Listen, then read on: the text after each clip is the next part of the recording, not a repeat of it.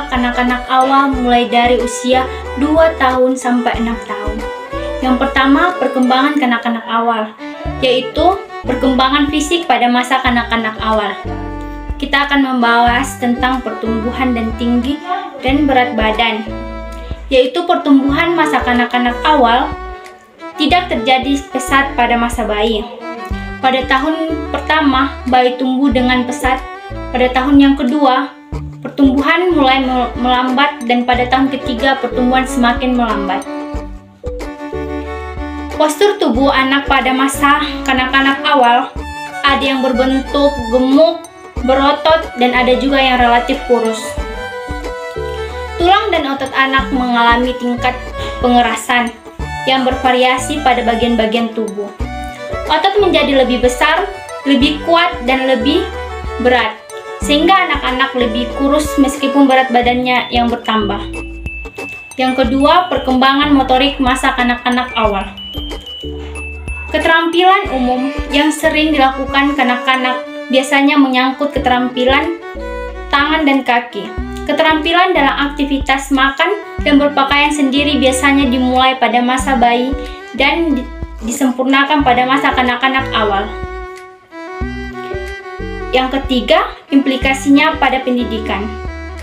Sebagai pendidik, anak perlu memperhatikan keseimbangan gizi agar pertumbuhan anak secara konsisten terjamin berjalan baik. Kita masuk ke bagian perkembangan intelektual pada masa kanak-kanak awal. Yang pertama, perkembangan kognisi, yaitu ada ciri-ciri berpikir pada tahap praoperasional adalah sebagai berikut. A. Anak mulai menguasai simbolis. B. Terjadi tingkah laku imitasi. C. Cara berpikir anak egosentris. D. Cara berpikir anak kontrigen. E. Berpikir tidak dapat dibalik. F. Berpikir terada statis. Kita masuk ke bagian perkembangan bahasa dan bicara. Bahasa dibutuhkan untuk komunikasi dengan dunia luar. Tiap-tiap bahasa memiliki sifat-sifat sendiri. Yang pertama, implikasi pada pendidikan, yaitu perkembangan bahasa dapat distimulasi oleh orang-orang terdekat anak, seperti orang tua, saudara, dan sebagainya.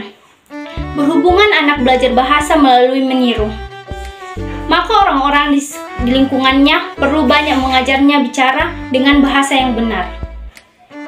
Yang ketiga, perkembangan sosial emosional pada masa kanak-kanak awal.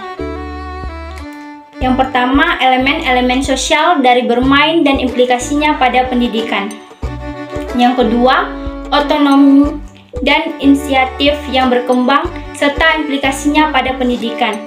Yang ketiga, perasaan tentang diri dan implikasinya pada pendidikan. Yang keempat, hubungan teman sebaya serta implikasinya pada pendidikan. Yang kelima, konflik sosial serta implikasinya pada pendidikan. Yang keenam, perilaku prososial dan implikasinya pada pendidikan. Yang ketujuh, ketakutan anak beserta implikasinya pada pendidikan.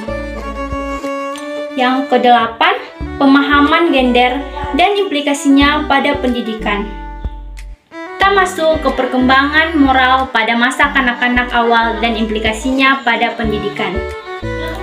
Perkembangan moral juga berkaitan dengan kekhususan budaya. Kelompok budaya yang berbeda akan memiliki nilai-nilai yang berbeda pula.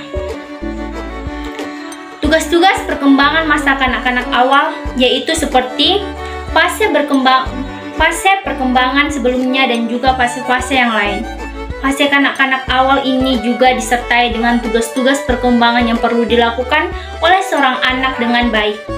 Karena dengan terpenuhinya tugas perkembangan ini dengan baik, seorang anak dapat menjalani fase berikutnya dengan lebih lancar dan menjalani kehidupannya dengan bahagia. Demikianlah Pak materi yang saya sampaikan. Sekian dan terima kasih.